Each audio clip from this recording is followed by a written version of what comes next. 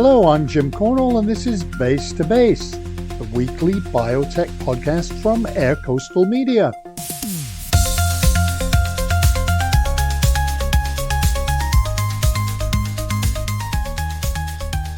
Yes, welcome again to the Base to Base Biotech podcast, and this episode is going out on April the 11th.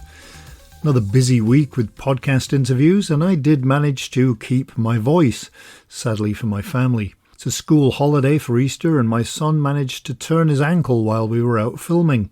We had a blocked drain in front of the house, and there have been some major forest fires, one of which is less than 15 miles from our home. Rain is due for this weekend and all next week, so after the fires it will be flood watches. You just can't win. Lots more guest suggestions coming in last week, so either I'm going to have to make this a daily podcast or include 5 guests on each show. Probably neither, but it's a good problem to have. I remember one podcast on the food industry that I did many years ago where the first several months I was scrambling every single week for guests. Definitely not the case here, or at least not yet. So what do we have this week? A good question. We have 2 conversations again. Later you'll hear a fascinating and very insightful chat with Bill Holodnak, founder of Occam Global. And if you need to know anything about hiring in the biotech and life sciences industries, it's a must listen, although I guess I would say that. But it's definitely a great perspective on what's driving biotech hiring in 2025. But first we're talking about spiroligomers. Well, I'm not, our guest is.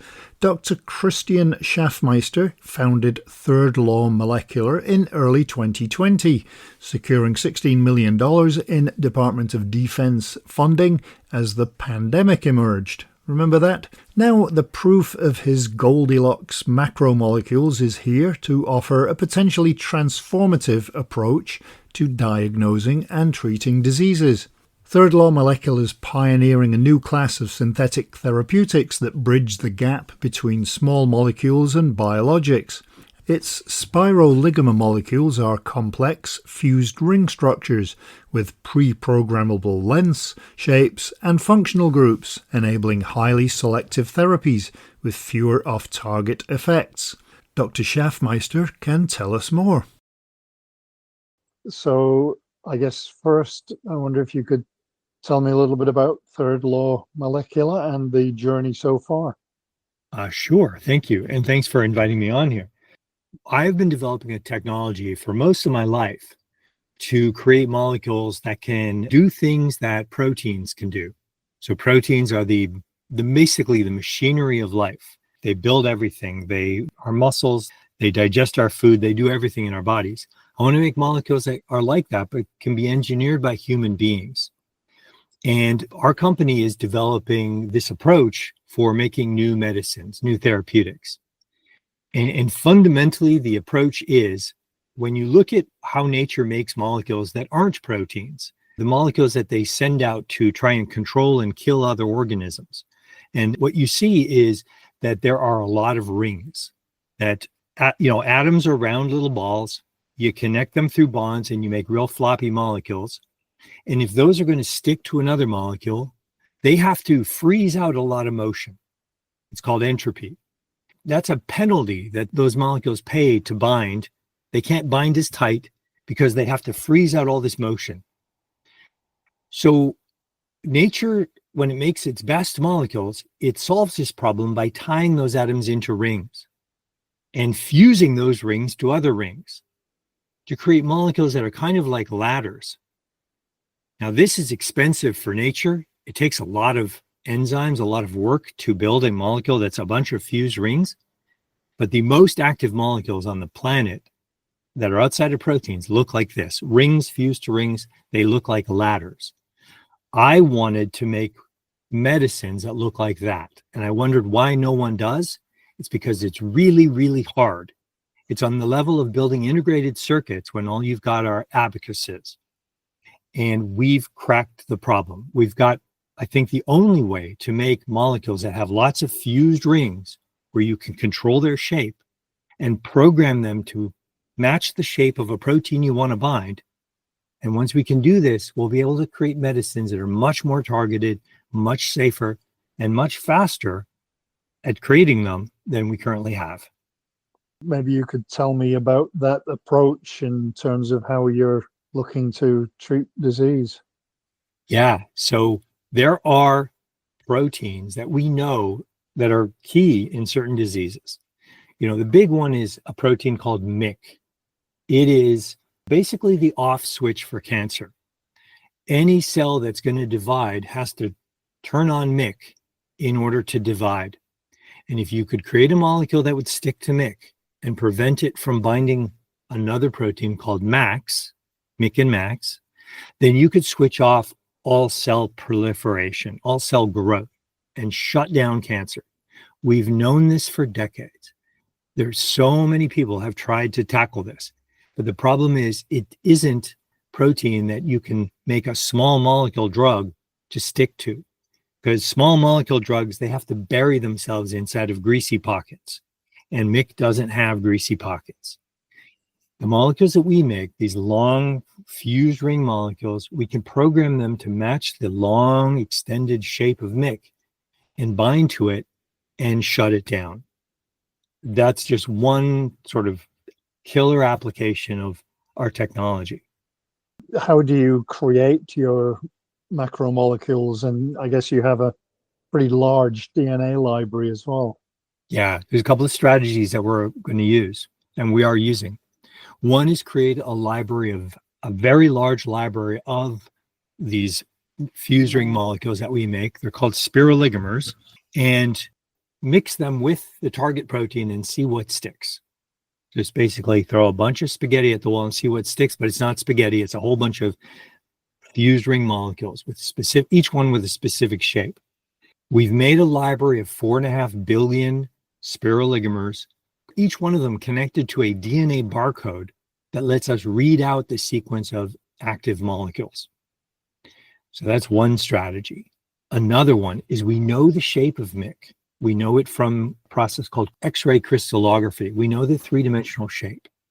And so we could use machine learning, AI techniques to design a spiroligomer that matches the shape of MYC.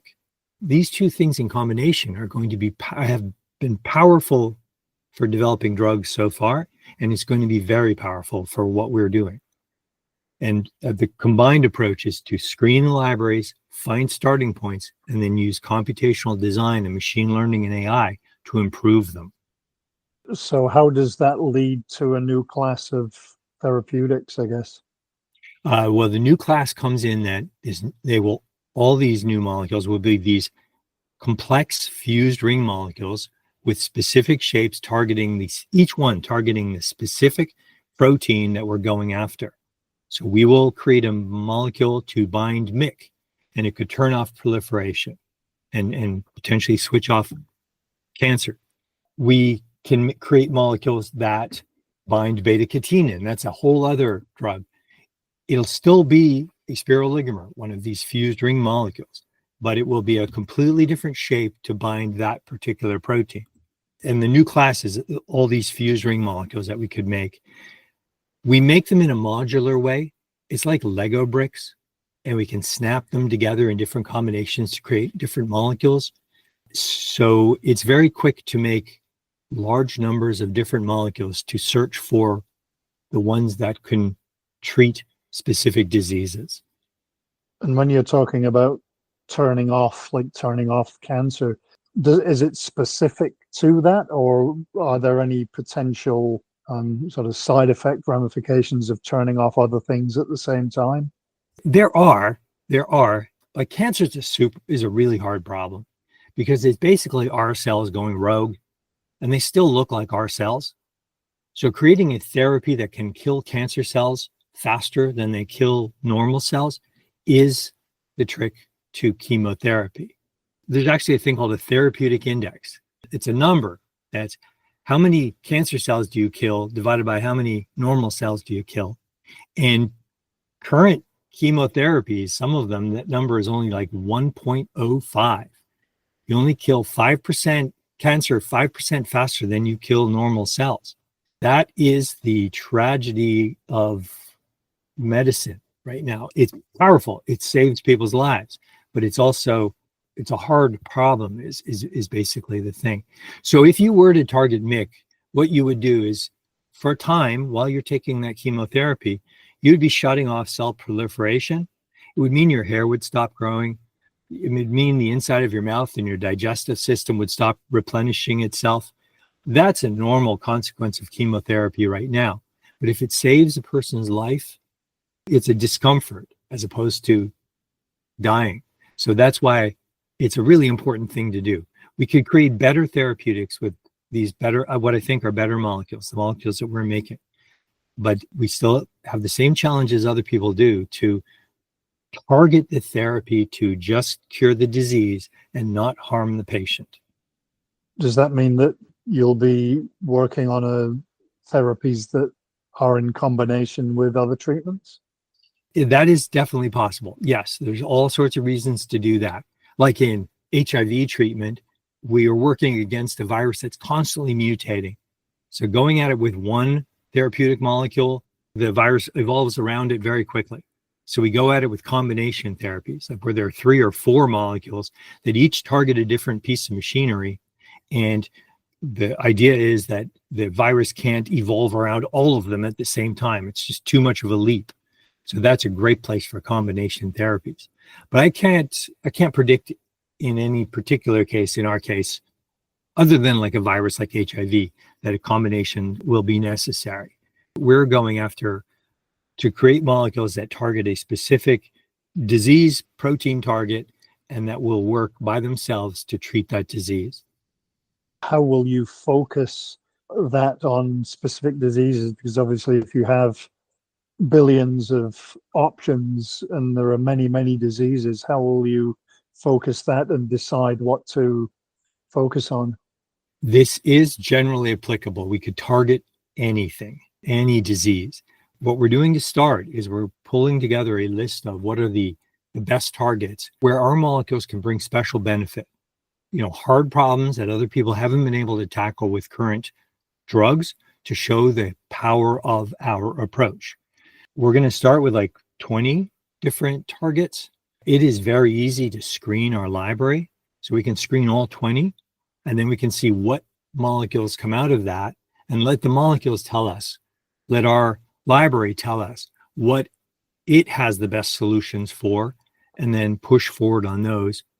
But once we've shown proof of concept with this and that these are safe molecules, we'll be able to open that funnel up wide and target all sorts of diseases. And it's only subject to how much investment and how many partners we can get. And so what would the pathway be from the molecule ultimately to the patient? It's the traditional sort of drug discovery pathway, but I think it'll be a lot shorter. I hope it'll be a lot shorter because of the sort of building block modularity of our chemistry, that we can rapidly make molecules to test different ideas. So we hope it'll be a lot shorter to get from a hit from a library to something that can go into clinical trials. But then it's got to go through clinical trials just like everything else.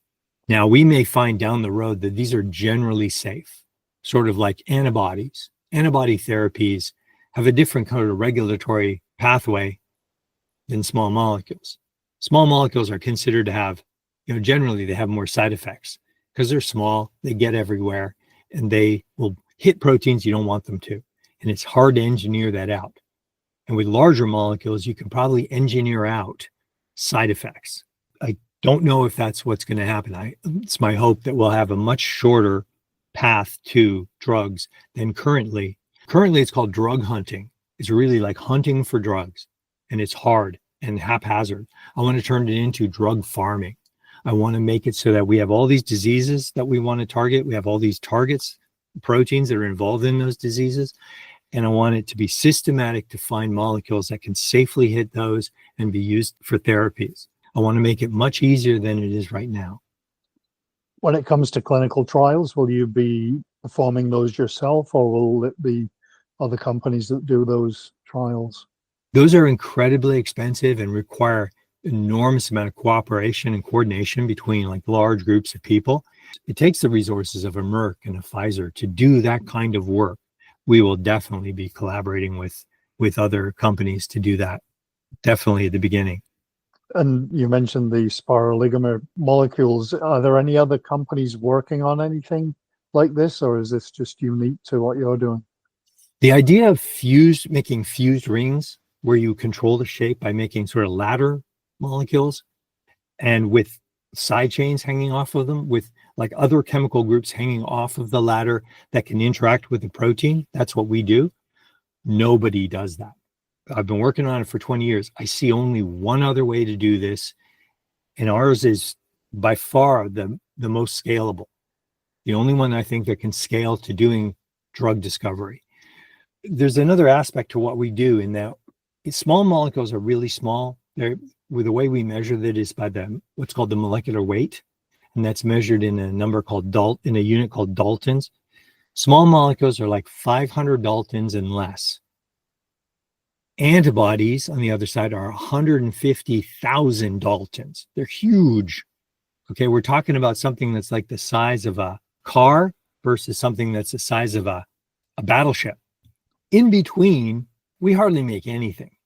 It's real hard to work in that intermediate size range. The Goldilocks zone is how Merck describes it.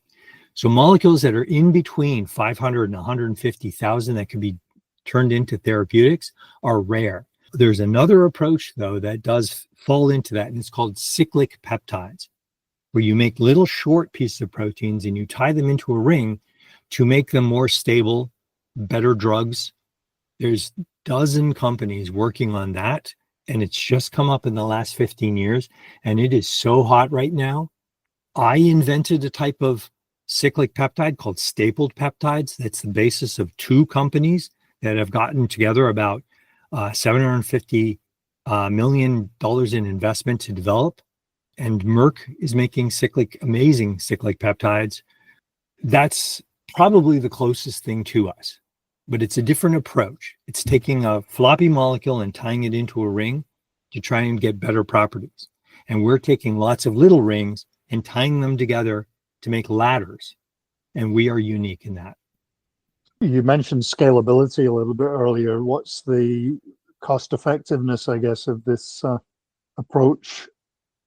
Yeah, that's a remarkable story. It really gets in the weeds of how you make molecules. How do you make specific molecules?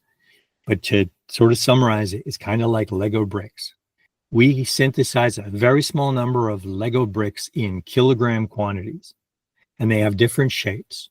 And onto those bricks, we can put each one we can put a side chain, a tool.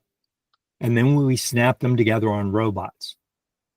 And because we can now make building blocks on kilogram and higher scale, everything's like worked out there, we can move real fast. So that's where the scalability comes in. So what are the next steps for the company, I guess? Yeah, so we're just raising money right now to really start on this journey of developing therapeutics. The idea will be to show that these molecules can generally be developed to be therapeutics. The pharmaceutical industry is very conservative, and it's totally justifiable. We've got to make molecules that are safe, that do no harm, that are safe and effective. And it's very hard to make molecules that are like that. We have a new modality, a new way of doing it. We have to prove this to the industry. So there's a bunch of work that we have to do to show that we can make them bind tightly to proteins, that we can potentially make them orally available so you can take them like a pill. That's something that our molecules may be especially good at, that they're safe, things like that. We have to do some basic work like that to convince partners and investors that this is a good approach, an excellent approach. I think the best approach to make new therapeutics. What's the reaction been like in terms of how you're getting that message out to potential partners and investors? It's moving forward. We have one large pharma company that's been talking with us for more than a year, very adventurous group. I can't say because it's still, it's pretty private. We have investors that are interested in what we're doing and we're talking to right now. It's not like open arms, come on, let's go. It's kind of a difficult time to raise money right now, but I am very, very hopeful. I'm very excited about a future that includes these molecules for therapeutics. Well, that's excellent news. What do you think are the implications ultimately for patients of whatever disease or condition you decide to initially go after? I think it's really that new therapies, new medicines are going to start coming out really fast for lots of different diseases. I think it's going to be a revolution. It's going to be like the development of integrated circuits and what did that do for modern life and personal electronics and all that. I think it's going to be like that. I'd like it to be like that. I'm working towards it to be like that.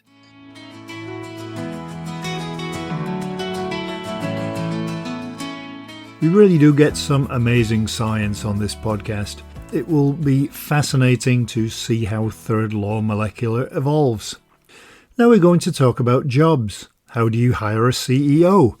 What should you look for in a CEO? When does a founder not make a good CEO? What about the CBO position? And board members? Well, the answers to these questions and more come from Bill Holodnak, founder of Occam Global, in a wide-ranging conversation about hiring. To get things started, maybe if you could tell me a bit about the company.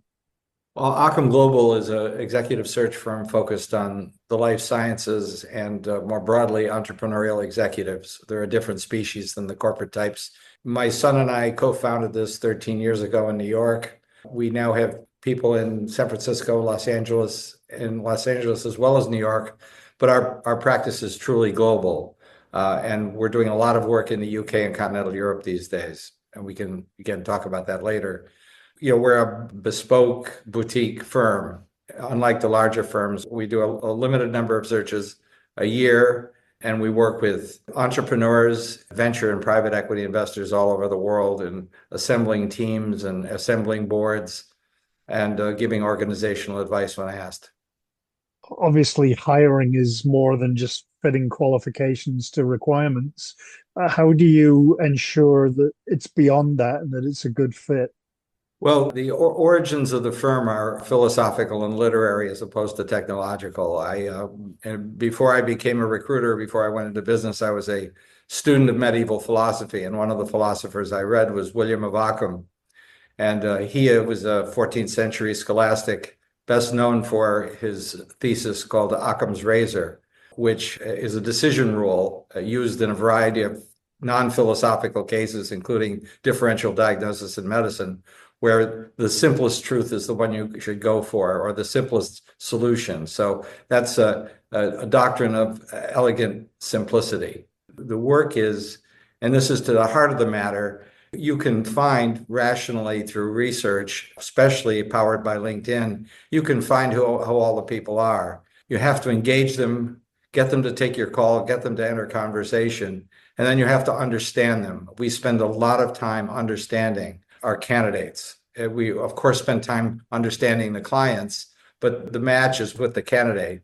And there are any number of people who can be chief medical officer for a CAR T company. You have to find the chief medical officer or the clinical executive who has the right kind of leadership qualities and personal style. We spend a great deal of time in our interviews with candidates understanding where they came from socioeconomically, how they've chosen their career, and most importantly, how they've made transitions. Much of the truth about somebody's thinking and personality and style has to do with how they plan their career. Do they take jobs for more money all the time? Do they take jobs for enhanced title? Or do they take jobs to learn? Do they artfully build a portfolio of skills and experiences that make them more valuable in the long term rather than for short-term gain? That's just one example of the kind of query we do. So we spend a lot of time both understanding and then disclosing to our clients what we think about these people, because we're not paid just to produce resumes. We're paid as intelligent, hopefully intelligent interlocutors with our clients and advisors. and debate with them about what works and what doesn't. And that brings us to another part of our practice. There are different ways you can fill a job. For example, if you're looking for a president of R&D, you can get on a functional level, you can recruit somebody who is scientifically accomplished and very astute at the intellectual aspects of science and the isolation and validation and prioritization of targets. But you also have to, see how much of an exposure to clinical development and translational medicine they have. I'm using this as a specific example. And then oftentimes, when we look for chief heads of R&D or chief scientific officers, we look for intellectual accomplishment. We look for inspirational leadership, how they recruit, manage, and develop people. And then we look how well they can represent the science to the institutional investing community. So what I'm trying to tell you, perhaps giving you too much detail here, we write a gloss on the text of their resume. We talk about the arc of their career and their life. We also talk openly about where they fit the spec and where they might not fit the spec, where they might have stylistic continuity and cultural continuity with the company, and where they might be somewhat dissonant. So our method is enlightened dialectical reasoning engaged with the client. And, if there's a reason that we're successful, it's because we do our very best to engage with the client and through experiential inquiry, get to the truth of what is going to be best for them. And then, of course, we do a lot of referencing, not only from people that they give us, but for people in our network. Because search work, Jim, is made up of managing a network of contacts and making them available to your client. But it's also about talking to strangers, because we don't know everybody. We can never know everybody. There's always a different and perhaps better opportunity. So we talk to strangers, we talk to people we know, we cultivate our network, and we do research. So that kind of thoroughness, both in terms of the interviewing process and the reporting process, and that kind of self-imposed discipline of talking to strangers as well as the familiar, is very important to our success. From the other angle, i.e. for job seekers, how can they best become more marketable, I guess?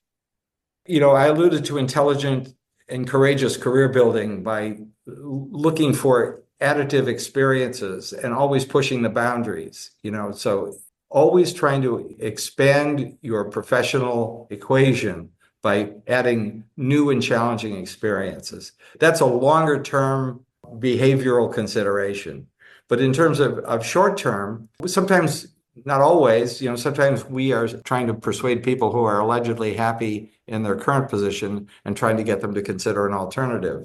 But oftentimes, especially in a market like this, and I'm sure we're going to get to talk about that, where there's more displaced people, the important thing is not to panic, not to rush things, and enter into these conversations with the clear open-mindedness of discovering not only what the job is, but how it fits with yourself and what you really want in time. I advise people to do that all the time. When they're between jobs, it's a golden opportunity to expand their network and to find out more about the world and themselves. What would you say are maybe the hottest startup areas right now? Well, there are a number. We have been involved in computer-aided drug discovery and development for a long time. We happened to get into that very early, based on an introduction to a client called Recursion, which is now a public company, and I would say a market leader, a bellwether stock in that space. But that was early on, and that whole area of using compute and computation to enhance the efficiency of drug discovery and the nuanced and well-developed clinical trial aftermath there is a very important area. That's one area, AIDD as it's called. Also, as you probably know, over the past few years, there's been a real rush to the cardiovascular metabolic space, particularly in the area of GLP-1s. One of our clients is Metsana. They're a clinical stage company, which will get me to another point I want to make.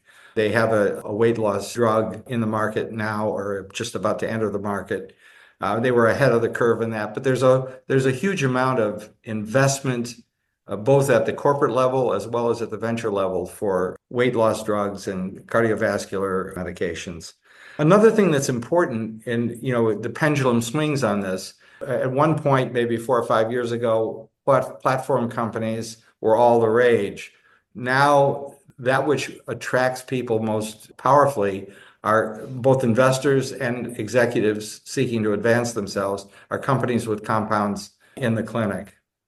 We have clients that have both, which are ultimately the most appealing, where they have a profound platform as well as clinical candidates that have ostensible asset value. So clinical stage companies are very, very popular these days. There's a company we just recruited a CEO for in Philadelphia, in this country, that was started by a world-class immunologist out of J&J, and she built an immunology-based platform. But in the process, they discovered an orphan drug, which is in phase 2 for Pompe's disease. So this is a company that has rigorous science, and again, it also has a drug candidate. And we were able to recruit and we can get into this later if you'd like, Jim, talking about how you recruit a CEO for these enterprises. We were able to recruit a CEO who was extremely talented, who had a commercial career, but also had been a CEO 3 times and made money for investors each time. And the reason we were able to get such a rare bird was because, well, for many reasons, but the quality of the science, but the dual aspect of this company called ARO, in Philadelphia, because it had both a platform and a product capability. I guess it's one thing being able to spot trends and what the current hottest startups are, but how are you then able to match trends with the right people? Well, the AIDD space provides, I think, a particularly good example for well-wrought matching. Computer-aided drug discovery and development requires people who have computing knowledge and ability, but they can't not have an awareness of the timeless complexity of biology, of the wet science. So when we try to recruit let's just say a chief medical officer, that person has to have knowledge of clinical development in a specific disease state. They don't have to have a PhD in computer science, but they have to have intellectual curiosity about it and an openness to a new way of doing things. So with tech bio, as it's now called, it's very important to get either people in these senior positions, whether it's CSO or whether it's CTO, who have computing ability augmented by engagement in the sense of purpose in healthcare, but also of a respect for the complexity of biology. Or we get somebody from the other side who's trained as a biologist or in the life sciences, who is either self-taught as a computer scientist or really open to it. So it's a dual culture. We oftentimes muse, both my clients and myself, I suppose, that we're kind of somewhat short in the evolutionary cycle. This evolutionary cycle will produce people who are dually trained in computing and biology or chemistry. But we're not there yet. There's very few people like that. We have imperfect solutions in both cases. Biotech companies and life science companies seem to be having trouble with funding, and I wonder if that ever trickles down to affecting hiring at all. I'm sure it will. I mean, we've had instances, and particularly with the radical disruption that we're seeing now with I don't know what's the right word, the gutting of the FDA and with the turmoil in the capital markets, investors are getting cautious. We had one client that was about to launch a CSO search that was around a B round of financing that has become a little shaky, so that's been put off. I'm sure we're going to see more of this. But there still seems to be an underlying belief in the importance of biology for the future betterment of mankind. And there will be new businesses in it. But, this is, a cause of concern, I would say. Is it in any way cyclical? I mean, do we have sort of booms and busts when it comes to funding and hiring? I've been doing this work now for over 3 decades. And yes, of course, there's boom and bust. The pendulum swings, there are cycles, and things change. So, nothing is forever, but these are daunting times to say the least. The last few years in the capital markets for publicly held companies, and now just the general, I would say, concern about the future of the funding of basic research and valuations in the biotech marketplace. But are there positions that are more difficult to fill than others? None of them are easy, as you no doubt understand. I mean, I think something that might be useful to talk about is the CEO role in biotech companies. There are a number of ways you can solve this puzzle of recruiting a CEO. The most favored one, and I alluded to this earlier with my example of Arrow, is the serial CEO, somebody who's been in large pharma, somebody who has transitioned to the pity and terror of the biotech entrepreneurial world and has made money for investors. That looks like it's de-risked, and it in substantial ways is a de-risking of the hiring choice. However, if you get a serial CEO who has made money for investors, he or she has already made money for themselves too. So do they have the energy, the commitment, the dedication to be a serial CEO? That's what you have to evaluate. Everybody wants that kind of person. They're fewer in number, and even the ones that are available, you have to do emotional due diligence on whether they really want to do it again. The other way of solving the problem is with a first-time CEO. That's somebody from either the R&D function or the business development financial functions. And the bet there is that these people can take experience in drug discovery and development or experience in deal doing and financing and leverage it up to the full orchestral responsibility of the CEO. So the risk there is, can they make the transition up to the next level? Another phenotype that we might want to talk about is somebody coming out of big pharma. And the question there is, can somebody who comes out of big pharma with the brand identity, with the resources behind them, can they leave that alleged security and go out and play in open space? A number of years ago, we recruited in England, we wound up recruiting an American for a London-based biotech in the area of gene therapy to the brain. And for the search committee, we gave them all of these phenotypic options. We gave them serial CEOs, we gave them first-time CEOs from both the R&D and the business development functions. And then we found a person who had real depth of experience in gene and cell therapy at a scientific level and had market knowledge of the CNS space. But more importantly for her in this case was that she had thought very clearly about what she wanted, and she wanted to move into the entrepreneurial space, and she was going to take the uncertainties in funding and the under-evolved organizations that she was inheriting and work and build that organization and work to be a fundraiser. Her name is Lisa Deschamps, and she's the CEO of Aviato Bio, and she's done a remarkable job with coming from that big pharma lineage. This is the point of view about, people are hired based on on their individual qualities, in addition, and maybe even more importantly, than their experience. And there's not enough CEOs to go around, by the way, as you can imagine. You can solve that in a variety of ways, and we embrace that complexity of alternative solutions. Is there like a lifespan to a CEO position? Is there burnout, or do they have kind of a shelf life? Well, that's a really good question. The CEO role changes and evolves over time. There is the person, we call them a catalytic agent, who brings everything together. Oftentimes these people have scientific backgrounds. They spot the science or develop the science, negotiate it out of the academic setting that it was in, raise private financing, maybe from angels, raise venture capital financing, and keep moving that along that financing curve, also hire the organization and manage it. But sometimes the person who's the catalytic agent isn't the person to offer product strategy, build an organization, recruit people, and do the shameless hustling that is involved in financing. And then as you move beyond product definition and clinical development, you get to the commercialization stage. And there are some people who are very good at starting something. There are some people who are good at the initial formulation. And there are some people then who actually can commercialize.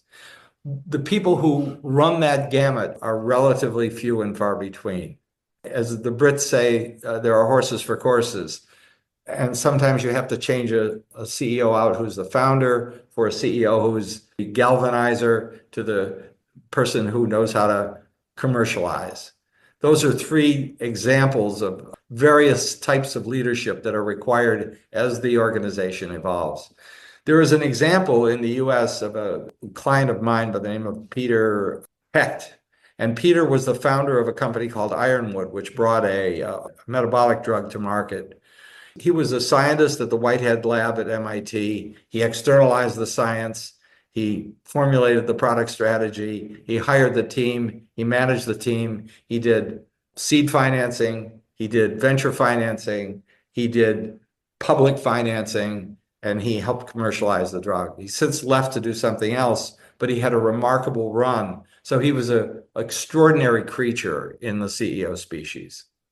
Quite often you find startup companies where the founder falls into the CEO role.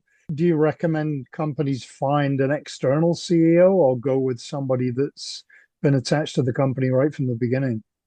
As they say, it depends. We're just working with a founder in the UK right now who's a brilliant physician turned immunologist who's got a great platform. He, in this case, is very self-aware. He's quite proud of what he's created at the scientific level.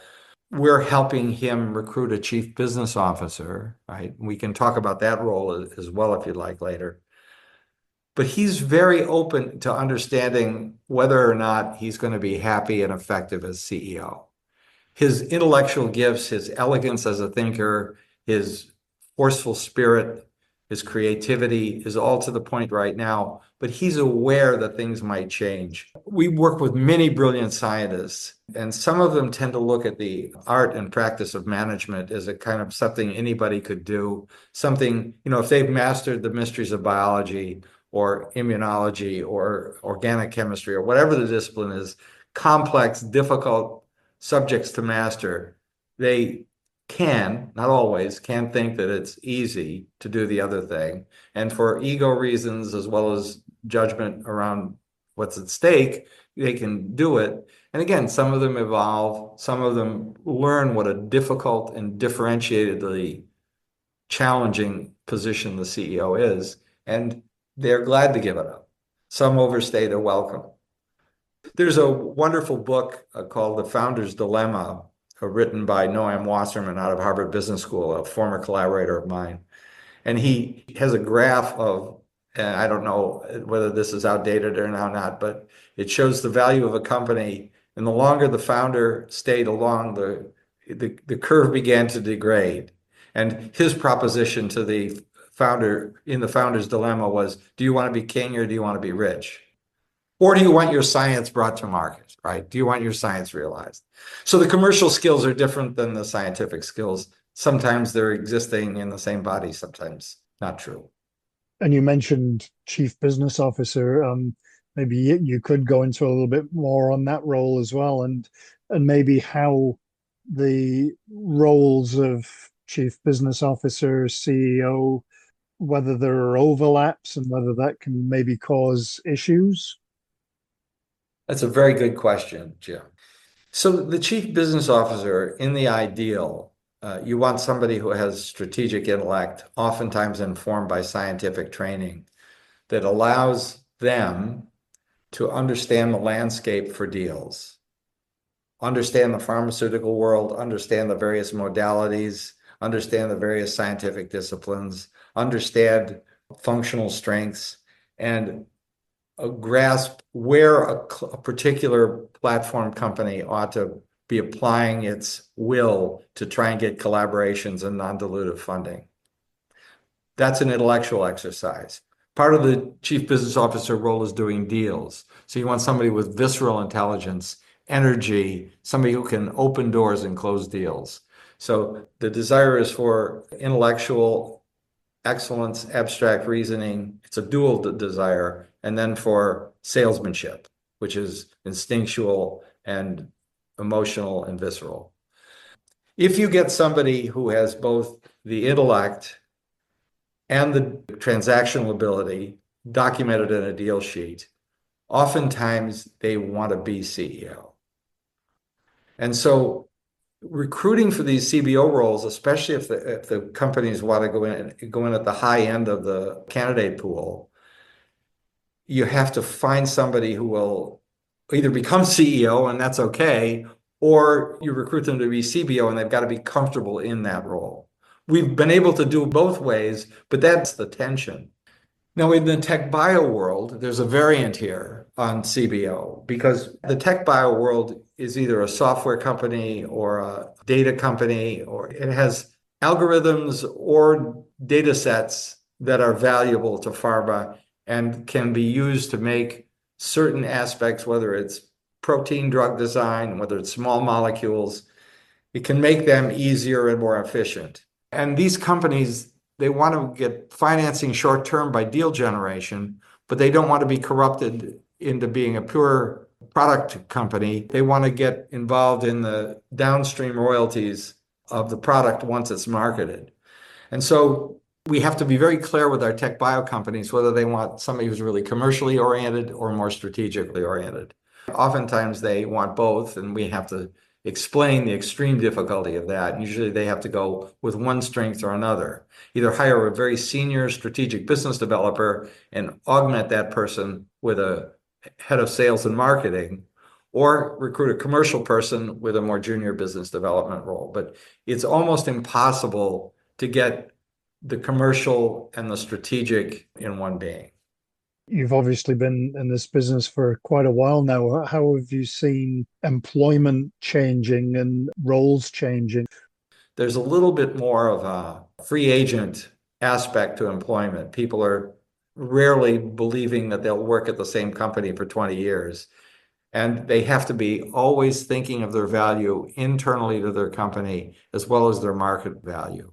But again, a lot of our clients and the compensation packages that go to the candidates are heavily oriented toward equity. So they want to stay long enough to make sure that equity is worth something. So I would say in general, there's a greater level of free agent mentality to employment these days, but there are countervailing forces. And from the point of view of our work, we just try to get it all out on the table, what people want, what their short-term and long-term objectives are. And if this match has a real chance of some reasonable level of endurance. If I have 38 and a half more seconds, it might be a little bit of utility and interest for your audience to talk about board recruiting. A lot of the boards we encounter are heavily investor-oriented. And investors are brilliant people in their way, but they're not operators. And they don't always help as richly with the corporate governance and strategic planning processes they might. So when we come to a client, sometimes they're on their way to a public offering, other times they're just maturing as commercial entities. We want to get different skills on the board. So what we do is a gap analysis. We come in, we look at the current board, we find out what talents are represented, then we talk to the CEO and try to determine what talents he or she wants, because board members come also in phenotypes. There's the R&D clinical development phenotype.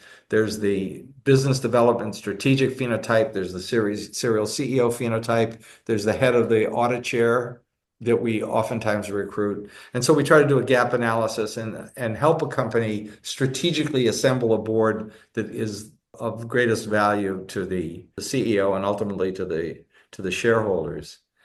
Sometimes when there's a first-time CEO, we recruit a chair or an executive chair to kind of help that first-time CEO bridge the gap. And those are very interesting recruitments. And the nuance there is to get in an executive chair somebody who has the mentor gene, because there are people who are very brilliant. They understand markets, they understand deal structures, they understand organizational development, but they don't necessarily want to teach, or they don't necessarily want to take a personal interest. I'm not criticizing them for that. It's a clinical judgment rather than a moral judgment, if you know what I mean. So those are two thoughts on board recruiting as well. Right. Does the size of a board make any difference? It does. whenever I see a 13-person board, I know that there's something awry. 7 to 9 people is what it should be. And you're pushing it with 9, in my opinion, because you need enough intimacy for a rich dialogue to take place.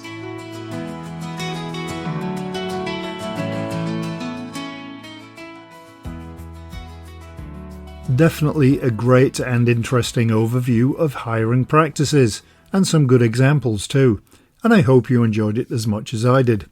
If you have questions or comments or suggestions for guests, please do get in touch, and you can reach me at jim@deeptechdigest.com.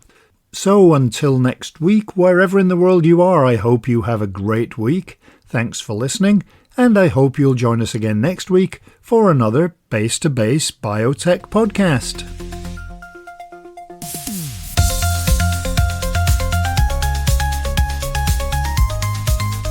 The Base to Base Biotech podcast is an Air Coastal Media Limited production.